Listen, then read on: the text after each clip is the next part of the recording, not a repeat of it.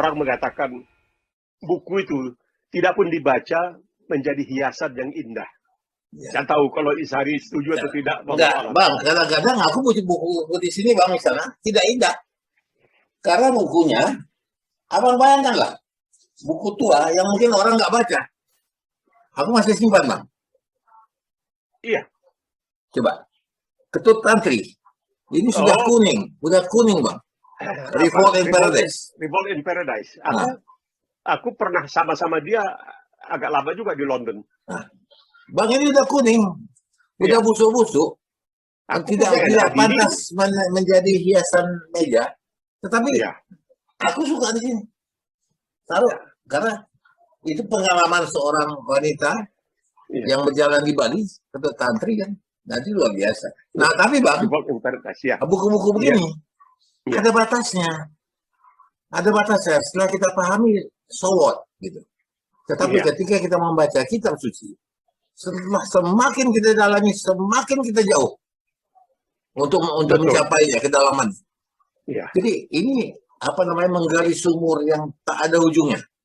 Kalau sumur itu digali tambah banyak airnya. Kalau Al-Quran ini makin digali, oleh sebab itu makin hebat. Sumber dari ini Al-Quran ini seperti dikatakan oleh seorang ahli matematika dari Kanada, Gary Miller. Dia punya S3 dalam bidang matematika. Kemudian dia juga sebagai orang yang sangat menguasai perjanjian baru. Kemudian dia iseng, barangkali dia baca Al-Quran. Kemudian dia kembali ke Islam.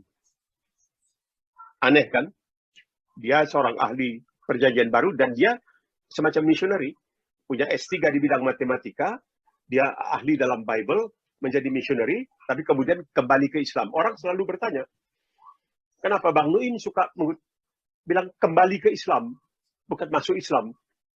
Gue bilang begini, setiap anak yang lahir dalam ajaran Islam itu Muslim, karena dia belum bisa berbuat dosa. Dia belum bisa berbuat dosa. Dia belum bisa membedakan antara yang haram dan halal. Sampai pada waktu dia akil baligh, dalam bahasa Inggris jadi age of discretion, ketika dia sudah bisa membedakan mana yang pahala, mana yang dosa, baru dia menentukan apakah dia mau Islam, apakah agama lain. Oleh sebab itu, kalau dia nanti misalnya ambil agama selain Islam, dan kemudian dia kembali ke Islam, itu dia kembali ke Islam, bukan masuk Islam. Karena awalnya dia sudah Islam, jadi keluar, kembali lagi. Orang bertanya, lah kok begitu? Itu ajaran agama Islam begitu. Ada anak itu tidak bisa dikatakan mengetahui apa yang boleh, apa yang tidak boleh. Itu karena kita yang menentukan. Seorang jabang bayi, dan bayi itu kan fitrah kan. Iya. Makanya tidak bisa dianggap mereka itu lain daripada Islam. Mereka kemudian keluar, lalu kembali ke Islam. Nah, ini Gary Miller ini dia kembali ke Islam. Ketika dia kembali ke Islam, dia buat satu cerita. Dia orang Kanada. Dia katanya mengetahui ada seorang Muslim punya teman seorang kapten kapal atau mualim satu kapal non-Muslim. Pada suatu kali dia menghadiahkan sebuah tafsir Quran dalam bahasa Inggris. Nah, kebetulan ini aku punya tafsir Quran dalam 3 bahasa. Bahasa Arab, bahasa Inggris, bahasa Indonesia. Nah, ini dia ada di sini nih, 3 bahasa, Al-Quran 3 bahasa. Nah, begitulah. Jadi si kapten kapal ini, katanya si pelaut ini pergi, berapa bulan kemudian kembali dia ke Kanada, dia jumpa temannya yang Muslim, dan dia bertanya, itu Muhammad itu seorang pelaut? Oh, bukan. Dia tinggal jauh dari laut, dia tinggal di padang pasir. Kok dia tahu begitu banyak tentang laut? Nah, itu dia. Jadi itulah ilham itu, atau kita menyebutnya wahyi itu datang. Maka insya Allah kali berikut kita jumpa, saya akan bicarakan tentang lautan Atlantik yang tadi Izhari sebut dan pegunungan di Cina. Ya. Kalau mendengarkan Bang, pegunungan Cina, yang terbayang aku ada pegunungan Sholim dan Butong, dan Huasan, Gobi Pai. Ya. Kopinggo yang masuk kota. Ya, tapi kan begini, di Shanghai itu dahulu di tempat nama Zhuang. itu ada 11 masjid. Sekarang tinggal 1. Yang 10 sudah diambil alih oleh pemerintah di Beijing. Ada 11 masjid di situ. Dan ketika aku pertama kali ke Beijing, jadi kebetulan kita salat Jumat. Beberapa wartawan dari Indonesia juga, aku ingat itu dari media Indonesia, ada apa semua.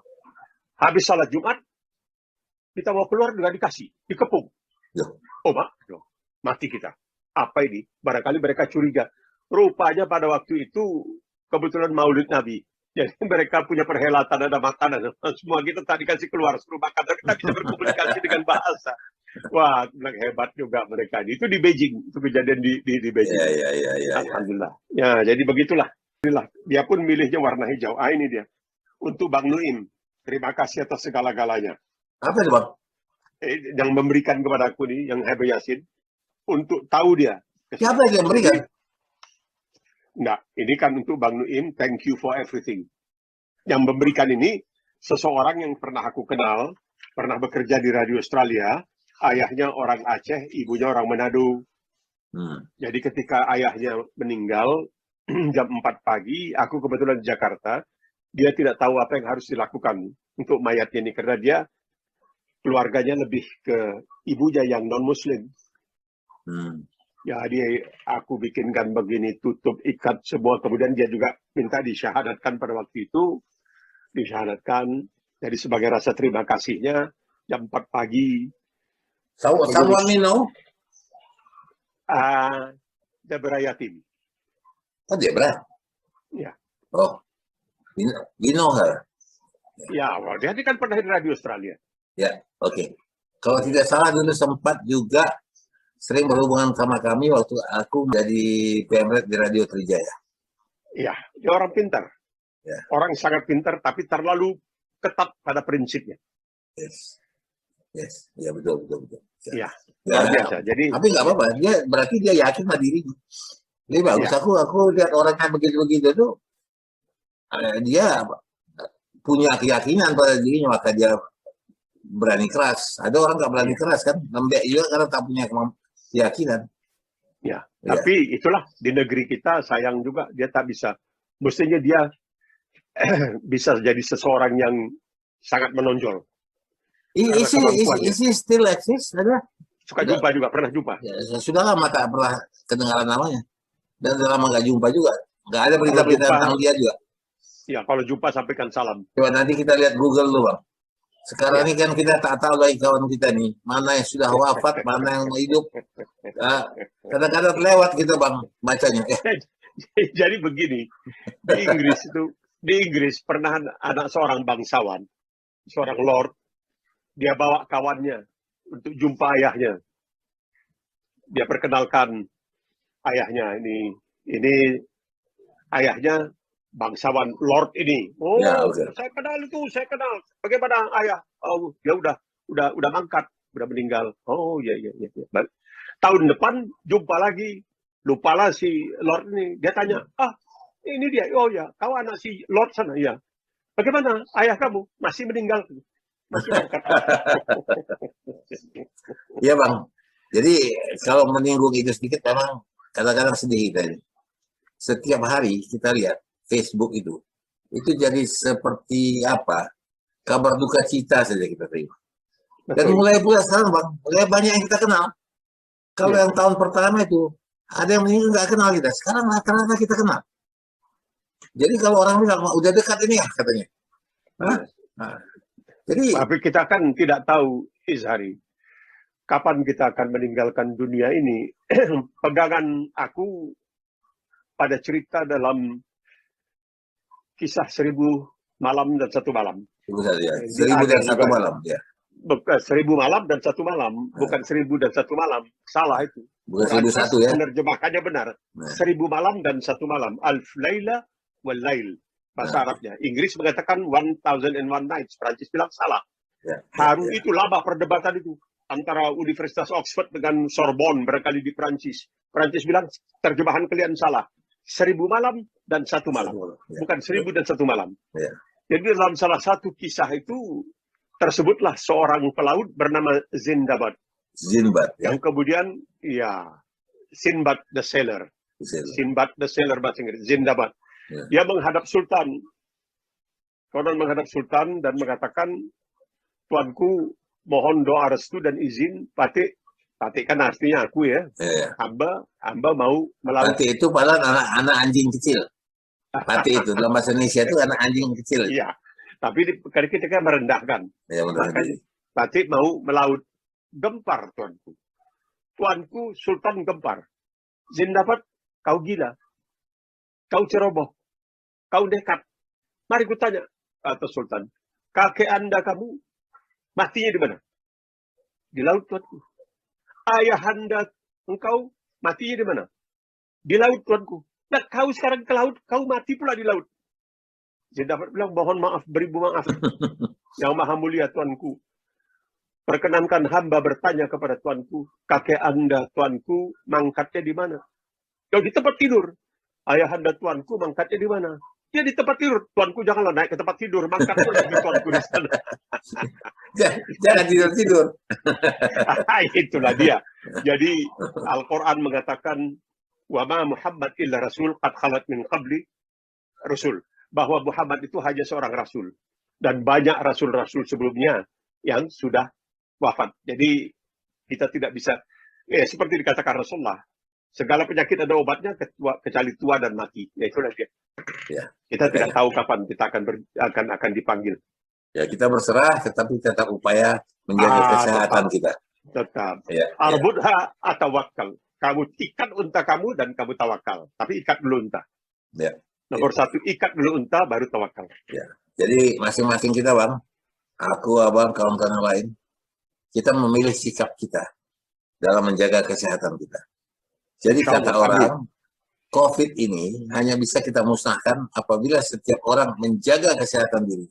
Betul. Nah, itu saja. Kita tidak aman kalau tidak semua kita aman. Ya, kita tidak aman kalau tidak semua kita aman. Ya. Itu dia. Betul. Oke, Bang. Belum tambah rumat pikiranku. Banyak kali yang Abang bilang tadi itu harus kupikirkan lagi. Jadi setelah bicara ini bukan langsung diam. Merenung lagi nih. Merenung lagi, ya kan? Dan kemudian, maaf, telah menyusahkan. Tetapi enggak, ini justru enak. Jadi semacam latihan pikiran kita. Jadi jangan kita berpikir yang tidak-tidak. Kalau orang bilang, kita berpikir yang iya-iya saja lah. Nah, yang ada guna buat kita. Jadi kesehatan dijaga, Bang. Alhamdulillah. Ya. Abang sudah vaksin AstraZeneca? Sudah 2 kali. Ya. Aku kemarin mau vaksin, tiba-tiba kata dokter Santoso, kau perhatikan, katanya. Ada di formulir yang harus kau isi. Pertanyaan mengatakan, apakah Anda menggunakan obat pengencer darah?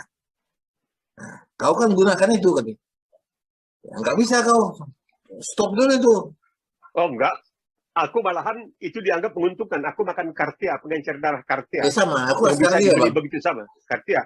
Jadi kita, no, jangan berhenti gitu. Itu bagus. Jadi kita tidak perlu khawatir lagi. Insya Allah tidak akan terjadi. Oh, karena sudah kita pembentalan darah. Karena dia dalam keadaan encer. Malah bagus ya? Iya, malah bagus. Tanya nanti sama si Dokter Santoso Karo-Karo itu.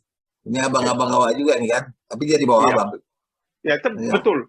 Betul. Itu kecuali kalau barangkali dia takut mencerot darah. Tidak, aku 2 kali disuntik. Alhamdulillah. Aku suntik 3 kali. Sekali AstraZeneca, kemudian anti-flu, kemudian AstraZeneca. 12 minggu setelah yang pertama, dapat lagi AstraZeneca.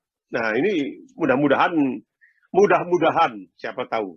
Barangkali bisa kebal lah dari COVID. Tapi kita tidak bisa pastikan juga. Coba usaha sudah maksimal. Nah, itu yang aku bilang. Ulangi lagi kata dari Bang Santoso Karo-Karo itu.